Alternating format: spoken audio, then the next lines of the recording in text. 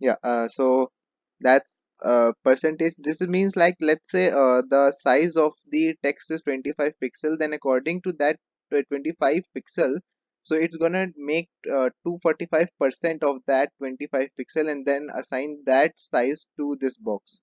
So this percentage sign is a relative sign to the font size of the text. Okay, we rarely use, most of the time we use percentage sign because that makes our code dynamic, but it wanted it to be 245 pixels, so let's make it 245 pixel and let's move on. Okay, let's go to the next one, and the next is the height. So it wanted us to assign the height of 25 pixel to h4 here. So we are going to do that, height, and 25 pixels. Okay, run the test and work. Let's quickly go to the next one. Use the strong tag to make bold. It's just about SEO, search engine optimization, and making your content more readable to the Google. So whatever is important in your text, you can wrap it inside this tag, strong. Okay, so it wanted us to wrap Stanford University inside strong text tag, sorry. So just write strong like this. Okay, and whatever you want to wrap it in between, and then close it. You see it became bold here. Run the test. It Your code should add one strong tag to the markup. The strong tag should wrap around the word Stanford University was strong. Oh yeah, sorry, it's a slash, I forget a slash. So run the test and it worked. Okay, use the tag to underline a text. So U tag, we can use a U tag to underline. It's the short form for the underline. We have to underline PhD students. Let's just quickly underline that here. Put a U, okay, and then PhD students slash U. You see, underline right over here. If I run the test, it worked. Let's just go to the next one. Use the EM tag to italicize text.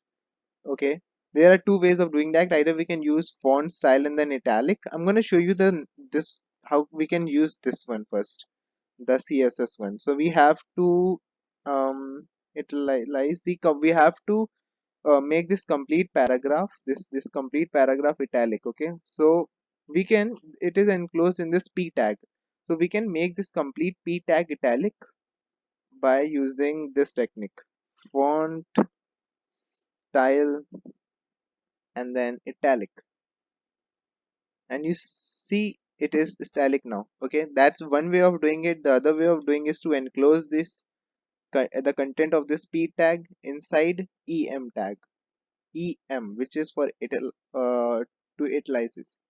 It is utilized.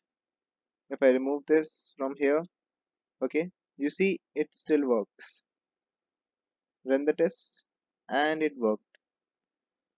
Okay, use the tag to strike through the text. Okay, there are two ways to do this. Similarly, we can use text decoration and then assign line through, or we can use s tag. Okay, so we have to wrap the s tag around Google. Okay, so inside the h4, right over here, we have to enclose this Google in s tag. Okay, so s and then a slash s, and then we have to type alphabet. It says here I'll type a alphabet then, so we are just gonna do that, alphabet. Okay, and I guess it will ask for a space. Run the test, worked. Go to the next one. Create a horizontal line using the HR element. Horizontal line is a self-closing tags. What are self-closing tags? So we got this div here. So it started. Okay, so we have to close it with a slash div.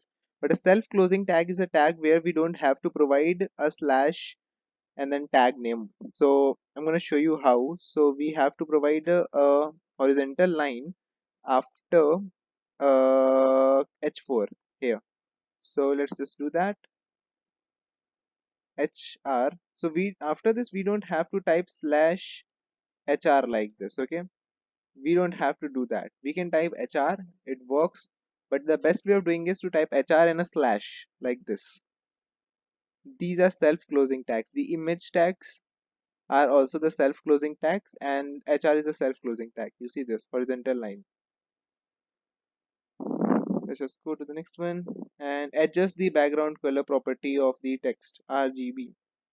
So now we're going to use RGBA. Remember we were using hexadecimal to the decimal conversions of RGB. Here we have the last property called opacity, a new property. I'm just going to show you how to do that. We have to assign the background color this, okay, to H4. Okay, so this is gonna be a gray color probably. Let's just I'm gonna quickly show you background color and then RGBA. The first block is for the red one. Okay, the second is gonna be for the green. Last is gonna be for the blue, and the very last is a is in a range of 0 to 1. Okay, and I'm going assigning 0.1, and you see it's a gray. If I do 0.9, it will be darker.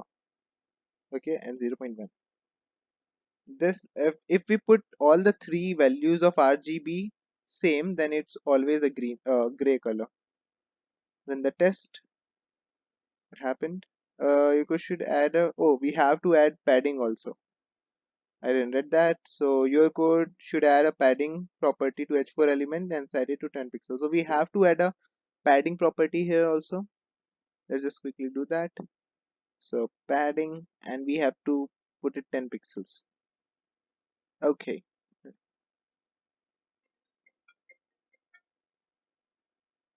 The height property of it should be removed. I should be better reading that. Okay, run the test. Go to the next one. Applied visual design. Adjust the size of the header versus a paragraph tag. The font size of the header tags H1 through H6 should generally be larger than the font size of the paragraph. This makes it easier for the user. Okay. So what it's saying is the size of the H4 tags, the H1 up to H6 tag should be greater than the paragraph sizes. Okay. To make the heading significantly larger than the paragraph, change the font size of the H4 tag to 24. Okay, so we just have to change the font size. It's simple. Type font, then type size, and then type 27 pixels. Okay, you see it worked here, alphabets. Okay. Add a box shadow to a cart like element. This is gonna be much more cooler. So we have to, the element now has a ID of thumbnail. Okay, with this selector, use the example css value above to place a box shadow on the card. Okay, so I guess we have to put a box shadow property to this element. Okay, the box shadow property takes values for offset x, how far to push the shadow. I'm gonna show you actually the example. So first of all, thumbnail. Let's see if it's working or not. It's like none. Yep, working. Okay, so we have to provide a box shadow. So box, type box, and then shadow. Okay. Okay, I guess we have to use this thing. Okay, because they said use the CSS value given above. I'm gonna copy paste it, then we will do some modifications. Okay, you see here's a nice box shadow. I'm gonna show you a much simpler way of doing this. Move this all. Okay, we didn't assign the color. Now it's time for the color. See, it's so much simpler. So it's like we are assigning the same color to all the four sides. Okay, this here assigned this color to the top and the right side, and then this color to the bottom and the left side. Okay, but we assign the same color. We didn't want this right now because otherwise our test won't work. So let's just paste it again, and it worked. Run the test. Okay, decrease the opacity of an element. So it's simple. Opacity is a property which uses a value 0 to 1, a value in the range 0 to 1, and it can be all values like 0 0.5, 0 0.7. So set the opacity of the anchor tag to 0 0.7 using links class to select them. Here we are going to use links class to select them, and we have to decrease the opacity to 0.7. Okay, I don't know if that I'm gonna change it to point 0.1. Okay, you see changes here. If I'm gonna change to 0.6, 0.9. Okay, so you change, so the changes we have to set it to 0.7 and run the test. Submit, and use the text transform property to make text uppercase. So text transform properties have a lot of them. We have lowercase, it changes everything to the lowercase, uppercase, capitalize. We have initial that make the first character of the string upper and the rest of the string lower. Okay, inherit makes it to inherit the text transform property of its parent. Okay, when I said that, I mean that let's say, let's come here. If we put a text transform inherit in this h4 tag, then it will inherit the text transform property of this thing, this div, because this div is the parent for this h4 tag here. Okay, none uses the original text. Makes sense. What we have to do is to transform the text of the h4 to uppercase. Okay, let's just go here, type text, and then transform, simply type upper case. You see everything is in uppercase. If I do capitalize, capitalize, the first one is big, rest is small. If I go for lower case, then everything is low. We wanted to keep it uppercase, so we're going to do that. Run the test, and it's working. So the next is set the font size for the multiple heading elements. Okay, so we're gonna set different font size for the different elements. So these are the font size given, and we have to set them. It is gonna be easy, I guess. So H1 is gonna have a font size of 68 pixels. Okay, yeah. So first of all, I'm gonna copy this. Actually, copy this. Okay, now quickly do them. H2, it is gonna have a size of 52 pixels.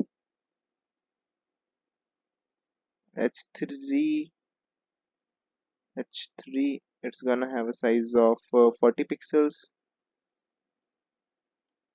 H4, it will be having 32 pixels.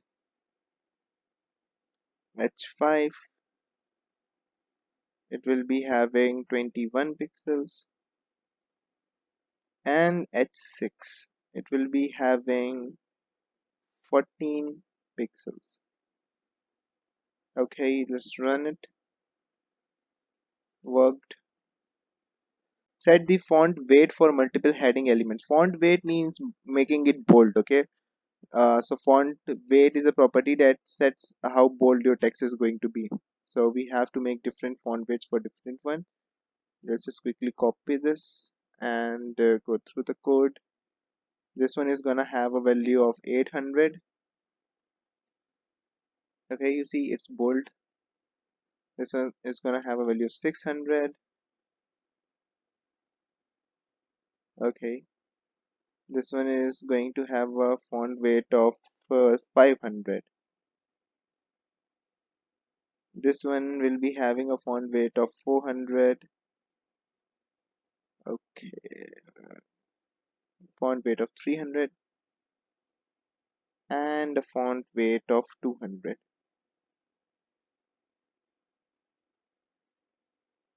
Okay, let's run the test. It worked. Set the font size of the paragraph tag. Okay, change the value of the font size property for the paragraph tag to 60 pixels. Okay, you see the paragraph text is having a very low size, so we just have to change it. It's easy. Let's make it 16 pixels. Okay,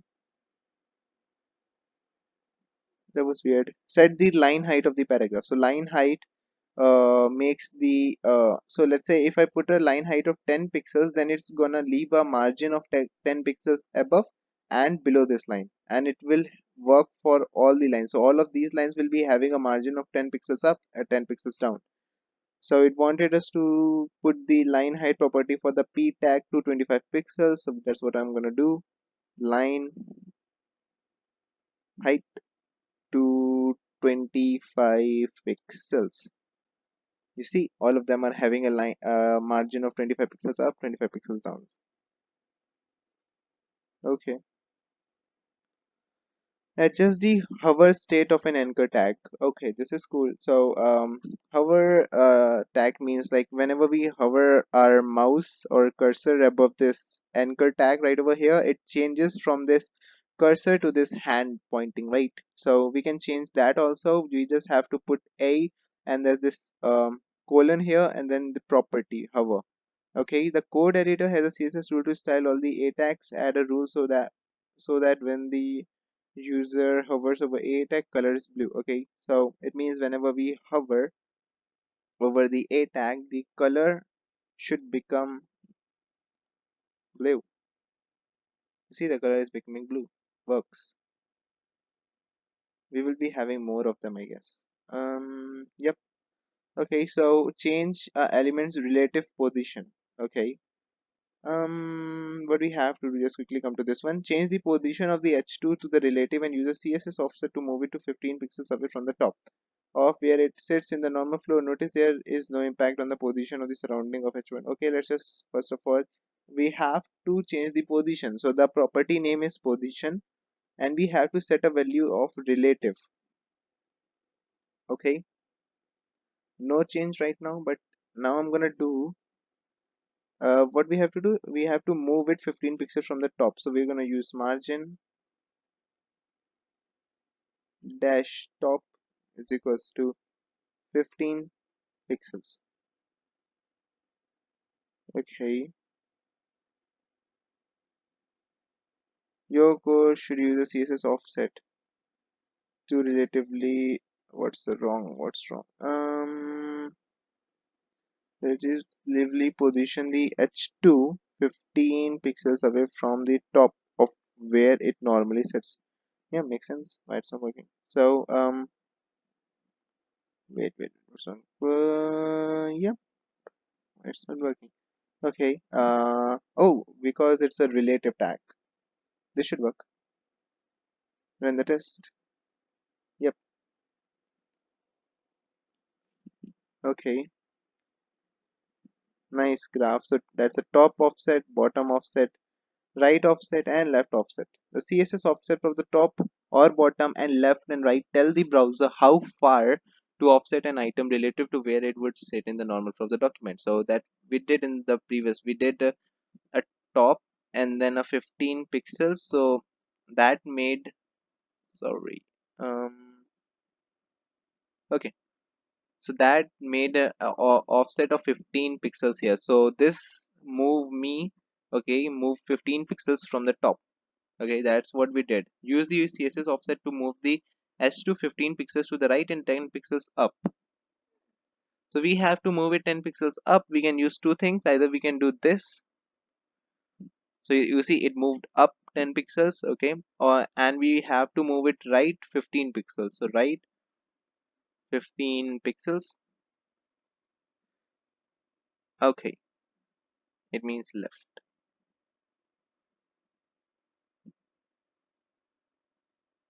Okay, so when we have to move it to the right, we have to provide offset from the left. And we have to move it to the up, we have to provide offset from the bottom. But we can do both of them.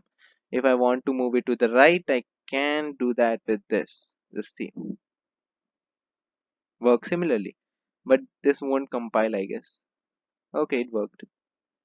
So lock an element to its parent with absolute positioning. Okay, log the search bar.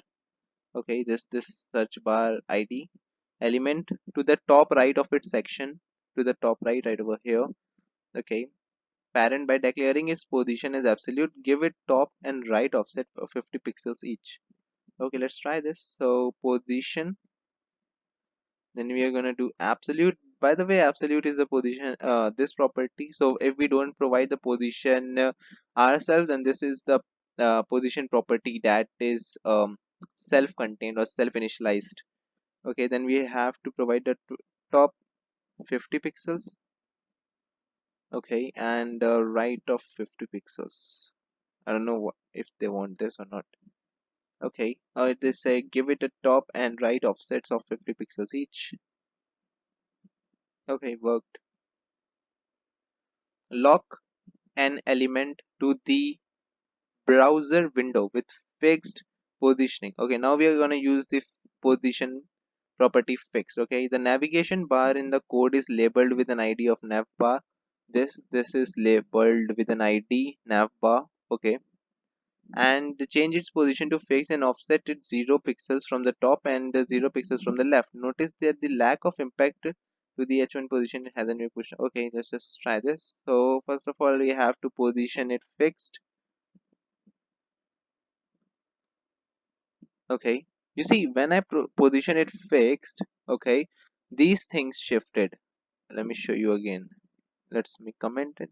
Okay, you see, it all shifted up. This is because when I provided a fixed property to this nav bar, this rectangle right over here, then um all the other elements start to be created in this browser from here, from this rectangle from here. Okay, so this rectangle just became negligible to them. So this they the Chrome, or we can say the browser in which the HTML is getting rendered, it start creating this thing from this point, from where because we provided a fixed property to this.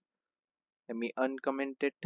Okay, and now we are going to do a top and 0 pixels and left of 0 pixels. Okay, so by this the nav bar, okay, the navigation bar is on the top and on the left. Run the test. Worked. Okay, push the element left or right with the float property. That's the one property that have a lot of trouble. We rarely use float, but let's see. The given markup would work well as two column layout with a section and a side elements next to each other. Give the left item a float of left and the right item a float of right. Okay, so here we have to provide a left to this one, so we just simply type float and the value left. Okay, and then the right one we type float and a value of right. You see, that's how we can separate two blocks. Okay, run the test. Okay, worked. Change the position of overlapping element with the z index property. Yeah, that's a cool one. Okay, so z index, like we have z index in the maths, it's similar. Okay, the let's say the element which have a greater z index will be upper, the element which have a lower z index will be lower. So add a z index property to the element with the class name of first, the red rectangle. Okay, this one we have to add a property of z index to that and set it a value of 2, so it covers the other element. Okay, if I put a z index and 2, you see it's up now. Let me show you one more thing. If I put a z index of 9, then blue is up again. I'm going to do it to 20, red is up. You see, the element having a greater z index will be upper. Okay, will be above. Run the test. Worked. Go to the next one. Center an element horizontally using the margin property. Okay, so margin leaves a margin up, left, right, below. Okay, so it's simple. If we put a margin of left and right equal, then this element will be centered, right? So that's what we have to do. Okay, center the diff on the page by adding a margin property with a value of auto. If I put this, you see it's in the center, because this property, this auto property set an auto margin of left and right, which means equal margins on the left and equal margins on the right, and it centered it. We can do this, and let's say if we wanted a 10 pixel margin on the top as well, so we can do this. Remember, the first one is the upper margin, then the right, we wanted the right one to be auto, then the bottom, let's say we don't want the bottom any, we don't want any margin on the bottom, and then the left and auto, and it worked. Okay, it's same. I don't know if it will compile or not. I have to check. Okay, let's try. Yeah, it wanted it completely to be auto. Okay, so learn about complementary colors. Okay, some example of complementary colors with their hex codes: red, cyan, green, magenta, blue, and yellow. So it wanted us to learn the codes, and I have already told you how to remember them. Okay, change the background color property of the blue and the yellow classes to their respective colors. Notice how the color look different next to each other. Then they do compared against the white background. Okay, so background color of the blue. So where's the blue? Here. So we have to change. Okay, so minimize red, minimize green, maximize blue, then it's a blue. And for the yellow, so what's yellow? It's a mixture of white and red. Okay, I don't know, I don't remember it myself. So it's a, yeah, it's a green, maximize red, and minimize blue, then it's a yellow. It wanted us to compare how the colors look against each other in comparison to the white background. Run the test. Worked. Okay, learn about tertiary colors. Okay, computer monitors and device screens create different colors by combining amount of red, green. Okay, this is known as RGB. RGB, the primary colors. Mixing two primary colors creates this secondary color cyan. Yep, if I mix green and blue, it creates cyan. Magenta by mixing red and blue. You can read through that. It's not interesting anymore. Here are the three colors created using the split component schemes. Okay, so maximizing red and mixing a little of green and minimizing blue created orange. Okay, cyan is a mixture of no red, complete green, and complete blue. Raspberry is a mixture of complete red, no green, and some blue. Change the background color property of the orange, cyan, and raspberry classes to their respective colors. It's easy, we just have to copy paste this. Okay, I can remember 7D00. It's cyan, it's orange, sorry, and this is be gonna be cyan, no red, full green, full blue. It's cyan. Raspberry is gonna be full red, no green, and some blue. So it's raspberry. Okay. Adjust the color of various elements to complementary colors. Okay, this page will use a shadow of teal as the dominant color and its orange complement to visually highlight the sign up buttons. Okay, change the background color of both the head and the footer from the black to tea color, sorry, no, it's teal actually. So both head and footer, so we have to change the background color from the black to teal. Okay, you don't have to mesmerize the codes. Okay, so A7 A1, okay, it's the teal color, whatever it is. We have to change the color of the footer also to the teal color. 09A7A1. Okay, steel color. Then we have to then change the H2 text color to teal as well. Okay, we have to change the H2 color to teal also. Okay, 09A7A1. Okay, looks good. And finally change the background color of the button to orange. Where's the button? So do we remember how we created orange? Yeah, I do. It's completely red, little green, and no blue. Should work. Wait, the button should have a background color of FF790E. Okay, where did it say that? Oh, okay, they wanted this orange right over here. Okay, this orange is good also. Okay, run the test. Okay, adjust the hue of a color. Okay, colors have several characteristics including hue, saturation, lightness. CSS3 introduced the HSL, H for hue, S for saturation, and L for lightness property as an alternative way to pick a color by directly stating these characteristics. Okay, hue, okay, is what people generally think of as a color. If you picture a spectrum of colors starting, okay, whatever. Let's just quickly go to this one. Here are a few examples of using HSL with fully saturated normal lightness colors.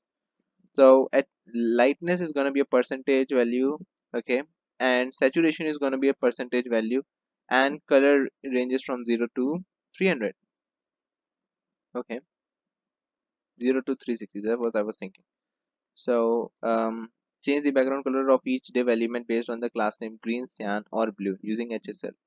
So green, okay, so green is midway from red and the blue. Remember RGB. So HSL. Okay, then what's the midway of 360? It's 90, then 120, and then so I guess it should be 120. It wanted us to be 100% saturated and 50% of lightness. Okay, that's a green. What if I do 100% of lightness? It's white. If let me decrease this also to 6. Okay, that's too much. To 60%. Then it's darker. That's why we want it to be 100. Okay, if I change it to complete 360, it's red. Okay, do the cyan. We have the cyan color for 180. We have HSL and quickly typing 180, 100%, and 50%. Okay, and the last one is the blue one. HSL. The blue is 240. Okay, 100% and 50%. You see that the rest two property are usually 100 and a 50. Okay, so run the test. Worked. Very cool. Adjust the hue. Okay, adjust the tone of a color. Okay, option in the CSS make it adjust the tone of a color. Mixing white with a pure hue creates a tint of that color, and adding a black while makes a shade. Alternatively, a tone is produced by adding gray or by both tinting. Recall the S and L. Okay, whatever. The navigation bar on this site currently inherits its background color from the header. Okay, element starting with that color as a base. Add a background color to the nav element so it uses the same cyan hue but has 80% saturation, 25% lightness. Okay, yes. Okay, so we have to modify it. Okay, add a background to the nav. So we have to modify a background color here. Add a background. So it uses the same cyan hue. Okay,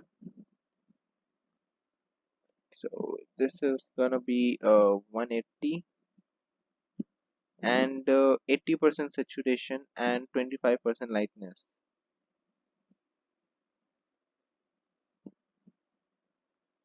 Worked. Colors are confusing. Create a gradual CSS linear gradient. Okay, linear gradients are for mixing two different kinds of color in a single line. The background linear gradient.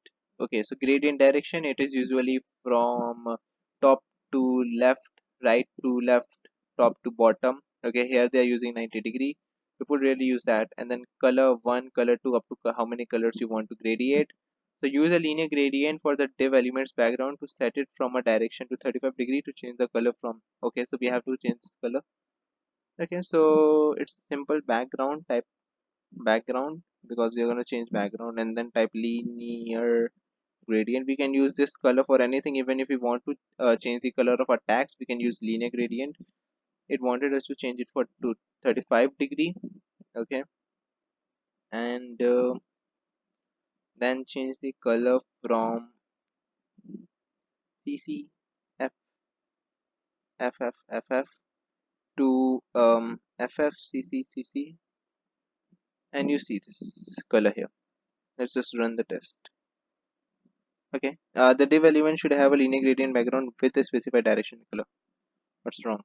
35 degrees, change the color from this to this. What's wrong? What's wrong? That's weird. Okay, forgot a semicolon. Use a CSS linear gradient to create a stripped element. Okay, this look good. Okay. So for this example, it helps to think about the color stops as pair. Every two colors blend together. Okay, 0 pixel to yellow blend blue, and then 40 pixels green blend red. Okay, so okay, makes sense. Make strips by changing the repeating linear gradient to use a gradient angle of 45 degree. Then set the first two color stops to yellow, and finally the second two colors stops at black. First two colors to stop. Okay, first of all, let's just change it to 45 degree. Okay, that's how 45 degree works. Then set the first two colors stops to yellow. Okay, the first two colors stops to yellow, and finally the two colors first two stops to yellow. So we wanted this to be yellow, sorry, yellow, and the last two to be black. Black and a black. I don't know if this works or not. Run the test. Okay, worked. So let's just explain how this works. These two colors are the first two blendings, and these two colors are the second two blendings, and this blending is working on 45 degrees. Okay, the name of the property is repeating linear gradient, and we are changing the color of the background. So you type background, a colon, and then repeating linear gradient. It's different from linear gradient because the factor it's repeating. Then how, at what degree you want to make the linear gradient, comma, the first two blending colors. Okay, let's see what happens if I change this yellow from 0 to 100 pixels. You see it's completely uh, black. 0. If I change this to 90, it's completely red. Okay, we rarely use these stuffs. Run the test, submit. Create a texture by adding a subtle pattern as a background image. Okay, one way to add a texture and inherit to a background and have it stand out more is a subtle pattern. The key is balance, as you don't want the background to stand out too much and take away from the foreground. The background property supports URL. Yeah, we can use URLs.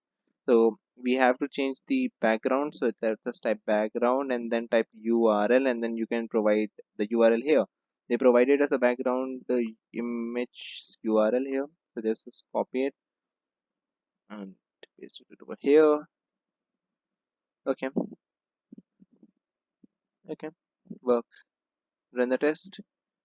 Okay, that was a PNG image. Use the CSS transform scale property to change the size of an element. To change the to change the scale of an element, CSS is a transform property along with the scale. Yeah, so scale can be used to transform it. If I do then it's gonna double the size of this element. Okay, so increase the size of the element with the ID ball2 to 1.5 times ball2 here. Okay, so type transform because we are transforming it. Transform and then scale, and then inside the brackets we have to make it 1.5 times bigger. So I type that and this. What's wrong? Oh, it's a transform. Okay, run the test. Worked. If I had provided a minus value, then it would have decreased the size. Use the CSS transform scale property to scale an element on hover. So whenever I hover my mouse over this element, then the size should decrease. Okay, should increase actually. So this div and oh, add a hover to the div. So how do we add a hover? We type div and then colon and then the hover property, and here we type transform and then scale, and then we have to increase the size 1.1 times. See, make sense? We can do much more. If I type cursor and then pointer, you see, it changes the cursor also. We can provide any kind of css, any different kind of css in the hover, so it will change the css whenever we hover over it. Okay, submit and next. Use the css transform property skew(x) to skew an element along the x-axis. Skew means to shift it. Okay, so skew the element with the id bottom by 24 degree along the x-axis with the id bottom. Okay, this one. So we have to skew it with the property. We are transforming it, so simply type transform, then type skew. Okay, so we have to skew on the x-axis, so skew, and then how many degrees? 24 degrees. So 24 degree. What's wrong? Okay, again I did the same mistake. It's a transform. Okay, so you see it's skewed. What if I have done minus 24 degree? Skewed the other way. Makes sense. Run the test. Okay, it's that skew was just like tilting. Use the css transform property skew y to skew an element along the y-axis. Skew the element with the id top. Okay, this one minus 10 degrees along the y-axis. Okay, so it's simple. Type transform. Okay, colon, and then type skew. This time y. Okay, and minus 10 degrees. It worked.